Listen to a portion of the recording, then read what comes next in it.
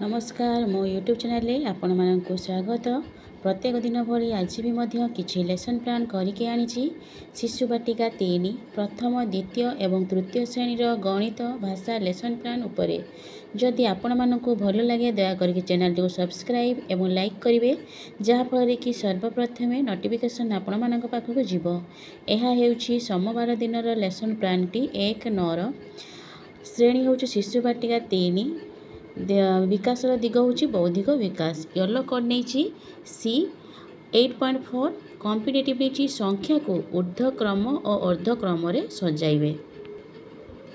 पिला मानंकु यू आकृति रे बसाई प्रति दल रे पिला मानंकु वस्तु एवं संख्या कार्ड प्रदान करी सूचना देइछि जे वस्तु गुड़िक बड़रू सान एवं सानरू बड़ क्रम रे सजाई देखाइबे। वस्तु को सजाई देखेबे। एहा परे तांकु मध्य संख्या कार्ड भी देइछि 1 रु 10 मध्य रे एई संख्या गुड़ी को मध्य से माने सानरू बड़ क्रम रे सजाई देखेबे। सानरू बड़ एवं बड़रू सान क्रम रे सजाई देखेबे। प्रत्येक पिला ठीक से करूचंती कि नहीं ता मु चेक करबी। जो पिला ठीक भाव में करि पानथुओ ताकु मु सहाय्य करबी। यही कार्यटी कर सारा पर जो शिशु बाटिया कार्य पुस्तिका अच्छी करने कहबी एवं तांको मध्य सहाय्य करी। एथिरे टीएलएम नहीं विभिन्न वस्तु जेपरिक गड़ी काच गली चक इटा एवं संख्या कार्ड। प्रथम श्रेणी विद्या प्रवेश सप्ताह 10 विषय हूँ चाष काम। येलो कर नहीं ILM 4.9 कॉम्पिटिटिव नहीं संख्या। 4-5टी पिलारे गोटे दल गठन करिछि एवं प्रति दल को 1 रु 30 मध्य संख्या कार्ड।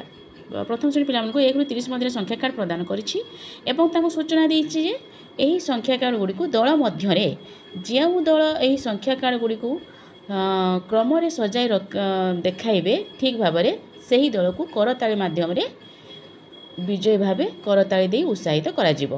प्रत्येक दल कार्य करिवे। कार्यटी कर सारा पर तांको जो अछि कार्य पुस्तिका करने कहबी। एथिरे मु टीएलएम नहीं विभिन्न संख्या माली एवं संख्या कार्ड। प्रथम श्रेणी विद्या प्रवेश पर जो गणित और भाषा अच्छी विषयटी हूँ छेली डरे पानी को। एथिरे मु गणितर टीएलएम नहीं ILM 4.9 एवं भाषा नहीं ECL 3.9। गणित कॉम्पिटिटिव नहीं संख्या नहीं एवं जो भाषा नहीं म आ च को अक्षर चिन्हट करेंगे।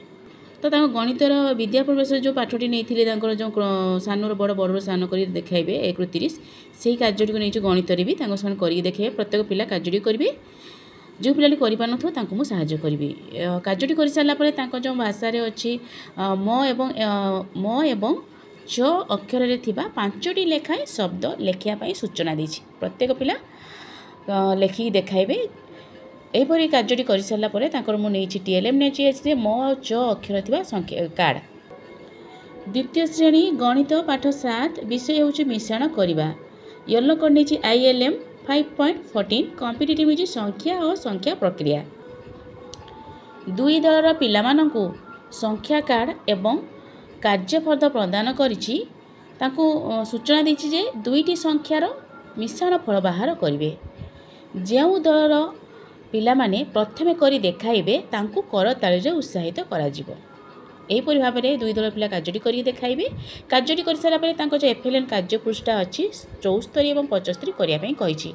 एथिरे मु टीएलएम नहीं संख्या कार्य फर्द एवं संख्या कार्ड।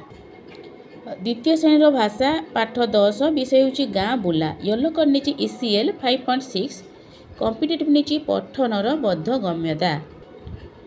पूर्वर वर्तमान पर्यंत से माने जहाँ भी युक्ताक्षर फला केते दूर आयत्त करिसंती तार व्यावहारिक ज्ञान पठन कार्य केते दूर जानिछंती ताहा जानिबा निमंते मु गोटे सारणी नहीं सारणी द्वारा मूल्यांकन करी स्तर बाछिबी।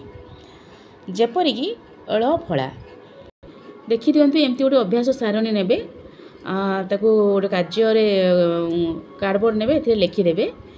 एहीपरि लेखिक रखिबे।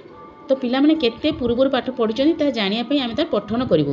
पिला मानकु देखैबो सो प्रत्येक पिला जण जण करी आसी पढ़िबे। এই କାର୍ଯ୍ୟଟି କରିସାରିଲା ପରେ ତାଙ୍କର ଯେଉଁ FLN କାର୍ଯ୍ୟପୃଷ୍ଠା ଅଛି ଛପନ କରିବା ପାଇଁ କହିବି। ଏଥିରେ ତାଙ୍କ TLM ନେଇଛି ଯୁକ୍ତାକ୍ଷର ଓ ଫଳା ଥିବା ସାରଣୀ ଏବଂ ପ୍ଲାସ୍ କାର୍ଡ଼।